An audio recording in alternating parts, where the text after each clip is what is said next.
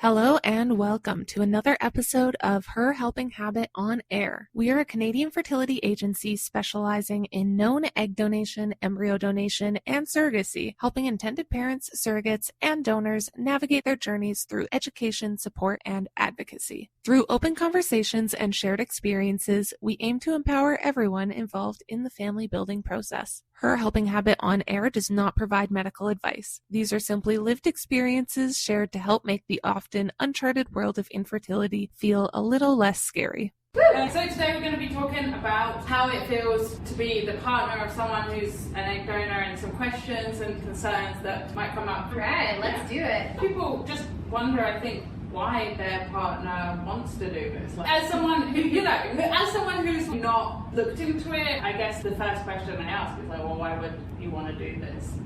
I think it's a common question. A lot of people don't understand why someone might want to donate. I think a lot of that kind of comes down to either one of two things, like how does someone view family and genetics. So if someone's really married to the idea of family or their genetics being their own, then they can really struggle with the idea of egg donation because it's like giving a part of you away. A lot of people feel ownership over those genetics and that only they should have them. And then I think the other one is like, why? Okay, sure, you're not married to your genetics, but then like, are you doing this for money? Why are you putting yourself at risk for this stranger? And if it's not a stranger and you're doing it for your sister, maybe then people can kind of understand that. But I think it's a hard concept to wrap your head around, giving something so huge to someone you might not know that can have an impact for years to come. It's all about like what motivates someone to do it, and I guess that's just based on personal experience, right? Yeah, I mean, everyone's motivations are different, but I think essentially at the end of the day, people are wanting to help, and it feels good to help. Whether you're volunteering on a Saturday for, I don't know, a food drive, or your kids' function at school, it's rewarding to see the smiles on the people's faces there. And it's the same thing, but tenfold with egg donation, because you're putting a human, a child, a baby into somebody else's hands, and then if you're lucky, like the reward for me has been watching and then grow up and seeing that family become a family, and those two people, like the mom and the dad, just like you and me, like I'm not a parent yet, but we're just sitting here, we're individuals going on about our day. And if I get married and have children one day, now it's not just me, and there's this person, I'm gonna change. Like everyone says that when they become a mom, they become somebody new, and they kind of miss their old selves, or they forget their old selves, or all these different kind of blogs and things that like pop up on my feed. And I don't know what that's like, but I can see what the change in the couples I've helped, or even just my friends that have become parents. It's been really cool to watch them go from this different version of themselves to a mom, and seeing that motherhood transformation. And so getting to watch kids and really the parents, because you're a donor to the parent. I'm not a donor to the kid. So it's that connection between me and the other person that really is the reward, and seeing them grow and change into becoming a mom or a dad, and to see that for so many years, right? And then the change of parenthood from baby to toddlerhood to elementary, middle school, high school, then maybe grandparents one day. The extension of family, I think, is really neat. And then to have all these half siblings, if they choose to connect one day, I think could be really cool. I have a somewhat close extended family, but we're very open and welcoming, and we don't get together often, so that's why I say somewhat close. But when we get together, it's like, oh hey, how's it going? It's like no time has passed. And I remember going to these family functions and friends being welcome, and it's just kind of like, we're all a family. It doesn't matter if you're here just for one Christmas or if you're here every Christmas. And so that extension of family through my egg donations, it's just the beginning. I think the real reward is going to come in 10, 20 years when these humans grow up, and it'll be whatever they want. And I welcome the connection. I think that's what will make it so beautiful, or maybe more beautiful than what it already is. But yeah, it's, I guess, just like a donation and a gift that like keeps giving to myself as a donor, in the reward and getting to see anything that is shared with me, but then also for those people, we get to experience the joy of that donation every day and watching that child grow up. So it's really unique in just kind of like surrogacy, in the sense that you can't really do a lot out there to impact somebody in this kind of way. Yeah, it seems like a very unique experience. I think like a lot of the time, my partners have all been males, and so they haven't been able to understand that desire to nurture and help and give in the same way. Like, however, some of them have considered sperm donation. So like, I've obviously planted a seed that doesn't matter your gender. So I don't know, I think a lot of people's concerns also come down to the risks, the fact that body parts are involved, the aspect of trading or commercializing human body parts. There's no black and white here. Yeah. It's multifaceted, and it's understandable that people would have different views and stuff, but I think a lot of the time people don't question why they view something a certain way. And I guess I would just challenge people to challenge themselves on like where that thought's coming from. Why am I against this or hesitant or not okay with my partner or loved one doing this? And maybe it's a very valid concern. Like, that's not what I'm saying, it could be totally accurate. But if it is something that's coming maybe from a place of fear, it's a good conversation just to grow your relationship and have that conversation. I guess it's strange because it's such a, in the grand like scheme of things, modern technology that we haven't been able to do. Mm-hmm. So there's all this like kind of traditional cultural understanding that's now been flipped on its head and is in completely different to how people grew up understanding things, or their parents understood things, or society understands things, and so it's going to take some adjustment. It's like a family and society. It's been this very, the nuclear family, mom, dad, boy, girl, dog. Yeah. And that's your picture perfect family. And like, that's not what family is as we've changed, and it's 2023 and we keep growing, aging in society, I guess. Sounds good.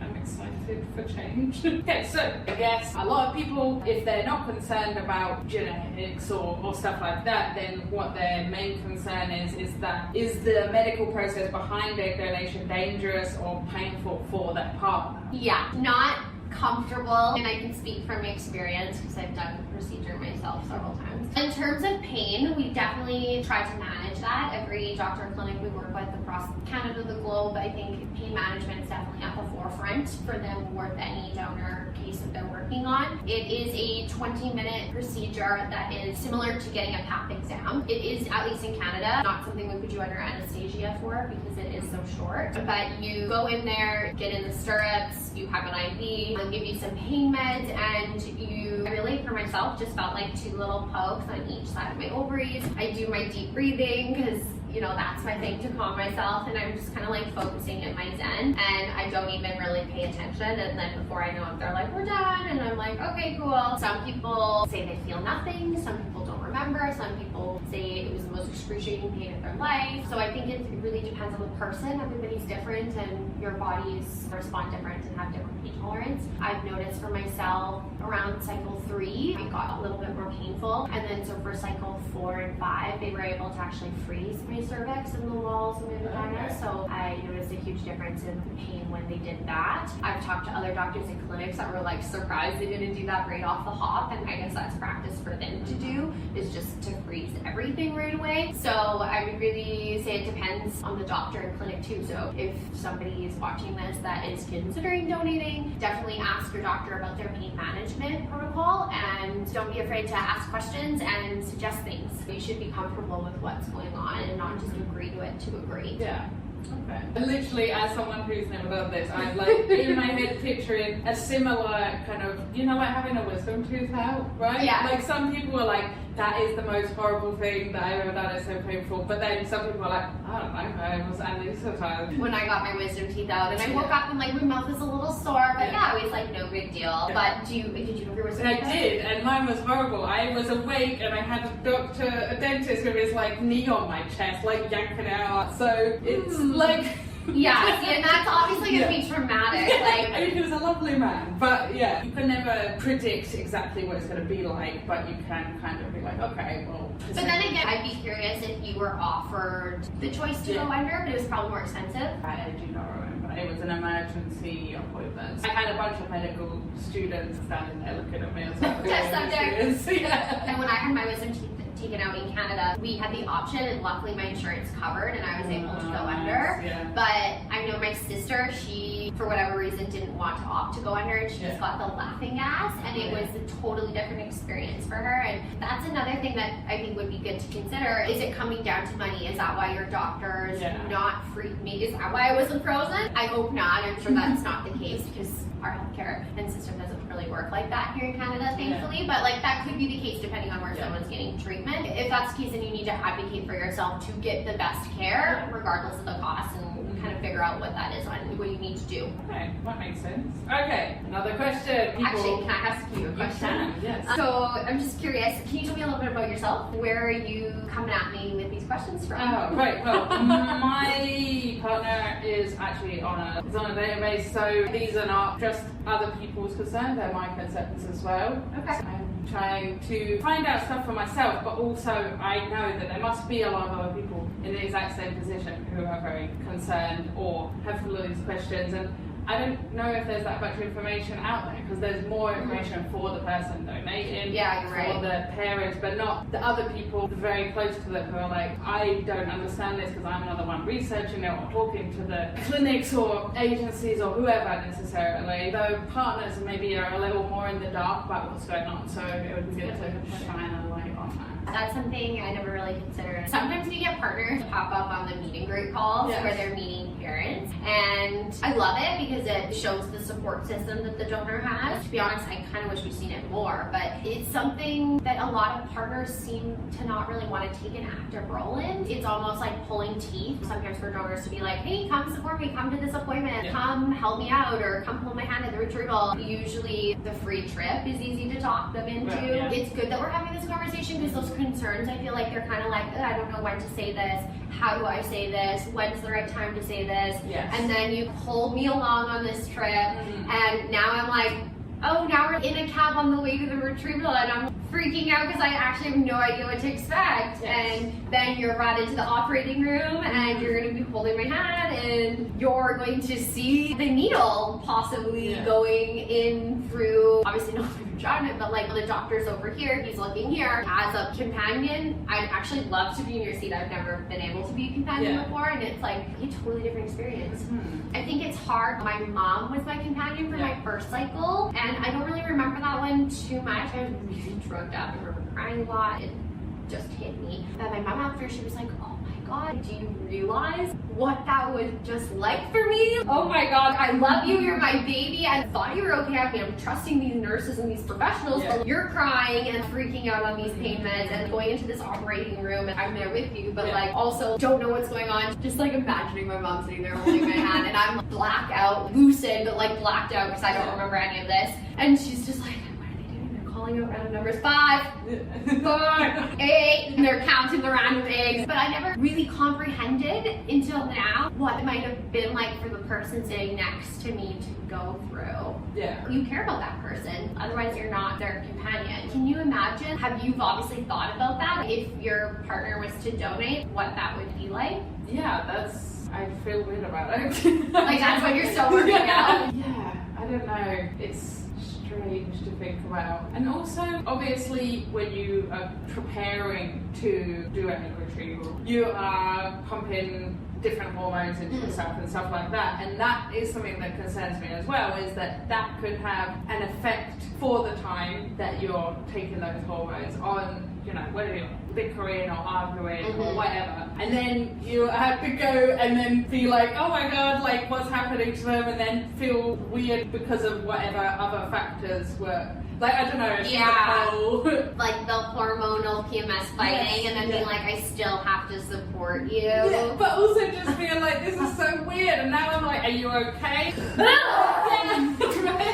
me a house back! I don't know, my brain's just like... I think you're like, that's so funny, I love it, but you're almost like, actually only from my personal experience, I'm imagining like crazy pregnant woman. When I was on the meds, I felt great. Your estrogen is through the roof, and when your estrogen's up, like it's the changes that affects your moods.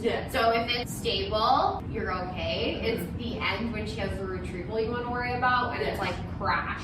because the estrogen drops. For myself, I would say I was more moody at the end of the cycle. If anything, it was just like, oh, I'm crappy. It's like the flat kind of tone, more hormonal acne, hair loss a little bit. But then 3 to 6 months post-retrieval, my hormones had regulated. More significantly, the dramatic stuff had changed in about like a month or two with 1 or 2 periods. Once I had that first period, which comes anywhere from like a couple days to a week after your retrieval, then that's when you're in the clear of complications. And that's kind of when, okay, so now you've had your period, your cycle resets, and then our hormones can start to regulate. Those crazy mood swings should at least be over, and you're kind of like only in a danger zone for like maybe a week, which is why I was like, nothing compared to pregnancy where you're maybe all over with like mood swings and cravings and demands. Just thought of this, but I don't know if you even know the answer to this. Okay. Okay. So when I lived in a house and it was 5 girls and 1 guy, there was a girl in the house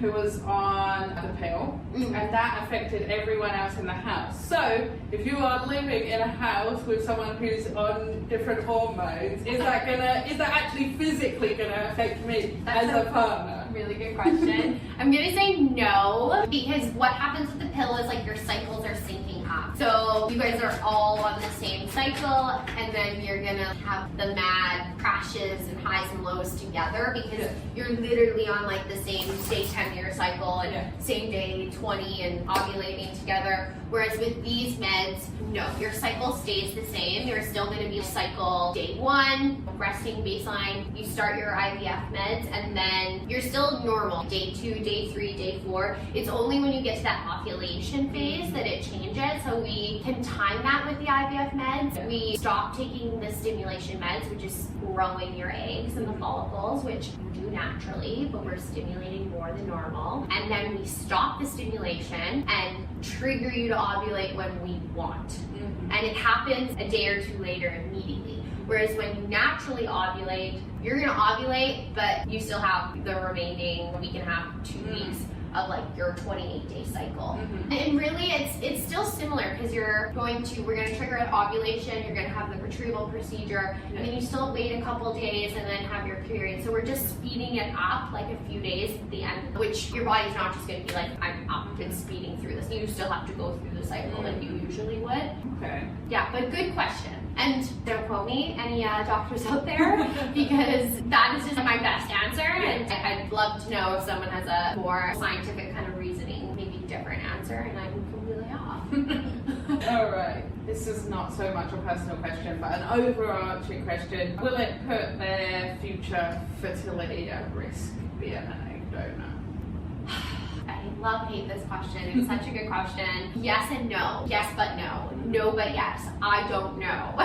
Okay. The short answer is there's really no short answer, so I'm going to give you, I guess, my best long description. Long short answer. There's no research on egg donors out there. There's limited research on IVF patients, and the research that's out there is not looking at the demographic that we are as egg donors. Like, I think we need to shift and focus on young, healthy women between 21 and 32 that are taking these IVF medications, because what exists is women 40 plus and who have pre-existing infertility diagnoses. So totally different group of women. And even in that group of women, yeah, they do see some potential risks, but like there's like literally a handful of studies. Like, I can't even say what those risks are. They need to do more investigating, but to be honest, I think that research is kind of just like null and void for us as donors, because it's just the wrong target group. So even if they say no problem for them, you can't tell me no problem for us. We're young, healthy, without any underlying conditions, like no pre-existing conditions. I'm going to say no in the sense that you don't lose any more eggs than you normally would by doing an IVF cycle. Every woman is born with like a couple million eggs. By the time you hit puberty, that's about 400,000. That number is steadily decreasing with every period until you hit menopause. Now, everyone thinks, okay, 1 cycle a month, I lose 1 egg a month. Yeah. No, you're losing multiple eggs a month, but you only ovulate one. So when I'm saying earlier, you start your cycle on day 1, that's your baseline. Yeah. So your follicles, your ovaries, everything's resting. In your ovaries, you have follicles, and those little follicles are what make the eggs. So the 2 ovaries,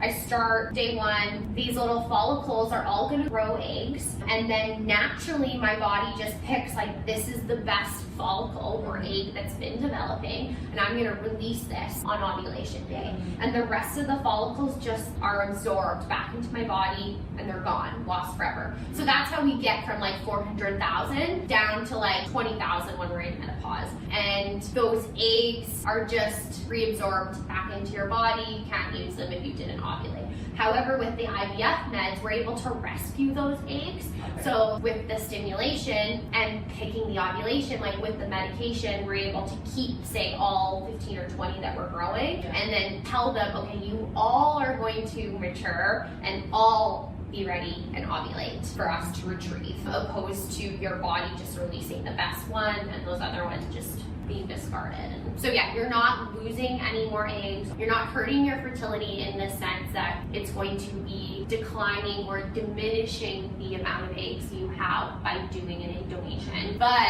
are you harming your fertility in a way that we don't know yet? That's the question. Yeah, that's a good answer. Okay, lay it on me. What else you got? Okay, so just a couple more questions. A lot of times when I was like looking at kind of what people's concerns were, people are asking what are their responsibilities or their partner's responsibilities in relation to any children or offspring that come out of their donation. It seems to be a thing that people are worried about. I think at minimum, the donor has a responsibility to make themselves available to update health history. So whether that's their own medical history, at a minimum for sure, that needs to be remaining current. But if you're gonna go a step above and beyond, I think it should at a minimum include your relatives, you know, mom, dad, brothers, sisters, that immediate family, and extended family if at all possible. You know, the more the better. I think there is a obligation to update that stuff for these offspring because they literally have no access to that information if you're not going to be the link. And it's unfortunate. We're making decisions for donor conceived people all the time, every day. I know this comes up all the time. Nobody who is born has a choice to be here. None of us asked to exist. We're here. But it is a fundamental basic human right, in my opinion, to know where we come from. I can look and I can see on my birth certificate my mom's name, my dad's name. I can call up my dad and I can ask him which blood pressure medication he's on. I can call up my auntie and find out what year she was diagnosed with breast cancer. That's something I'm worried about. What kind of treatment did she have? I can ask both my parents and drill them on questions about my grandparents and their health history when they were alive, because I didn't get to know them very well. They passed when I was quite young. So like a lot of questions were blank for me when I was going through the process of becoming an egg donor and filling out that medical questionnaire. So it was really interesting for me just to even be a detective and learn some of that stuff, because even within my own family, it's not like common knowledge that I can't really think of anything, you know, really prevalent in my family history. But if there was, it's not something we talk about. I don't know if anyone in my family struggles with depression or mental health because we don't talk about it. It's a taboo thing. I know when my uncle was diagnosed with cancer, because that's like on the extreme end, but like there's so many things that would be nice to know when I was filling out that form, as simple as blood pressure. It's funny when we talk about giving a complete, accurate, true medical history, because nobody even know, like I don't even know what my true, accurate, complete medical history is. I'm constantly learning new things when I'm having conversations in this industry and talking to my parents, and they're like, oh yeah, I've heard of that. Oh yeah, my cousin on so-and-so side had that. And it's like, what? There's things that come up like that and it's just not talked about until you talk about it, right? And so I think it's important as new information emerges that I have contact with those children who are genetically related to me to tell them, hey, you know, keep this blood pressure on your radar or whatever that might be. Thankfully, there's nothing serious in the family right now. I'm young, I'm healthy, I'm almost 30, I'm in my late 20s, but that can change, right? Is my health going to be like this in 20 years? I hope so. Is my parents' health as they age and they cycle life? Unfortunately, they're gonna pass on one day. It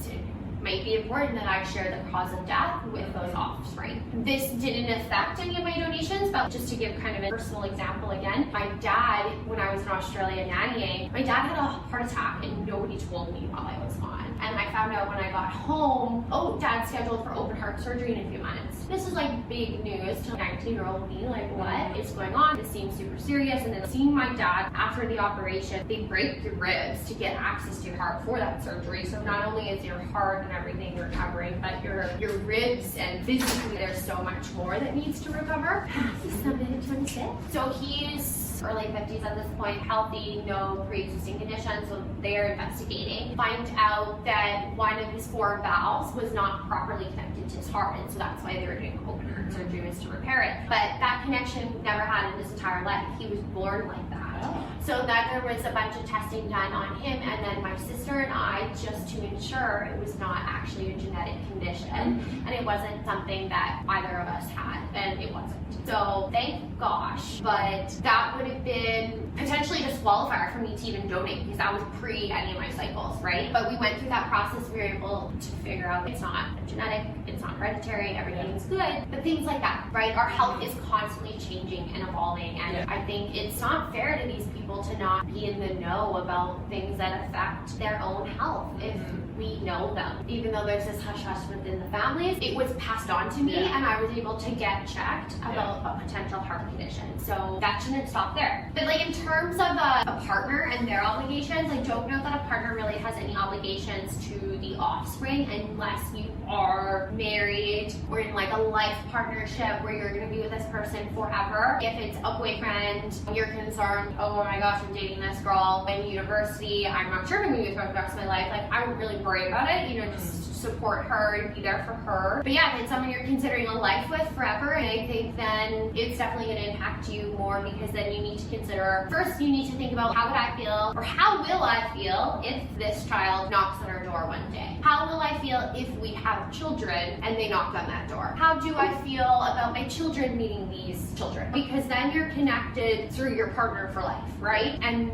through your children are always going to be half siblings to those donor children. So that's where feelings of your partner is really important to consider as a donor, because you want someone who's going to be on board with that and not be telling you, you have to close the door, and you then have an ethical or moral internal dilemma because you've promised to be known and keep that door open, and now your partner's saying, no, you better not, don't explore that relationship, our family is our family. And again, that's not fair to that child, because yes, they didn't ask to be here, but we have an obligation to these kids to offer, I want to say at minimum, a one-time conversation, but I really feel like at minimum that's an ongoing conversation that you're committing to. And this is like a really hard thing to talk about, and like even I'm processing some of my feelings around it as we're chatting, because it's so far down the line. I haven't necessarily experienced this myself with a partner because I'm not married. I've had partners support me throughout cycles, but nobody that I've considered spending my life with or whose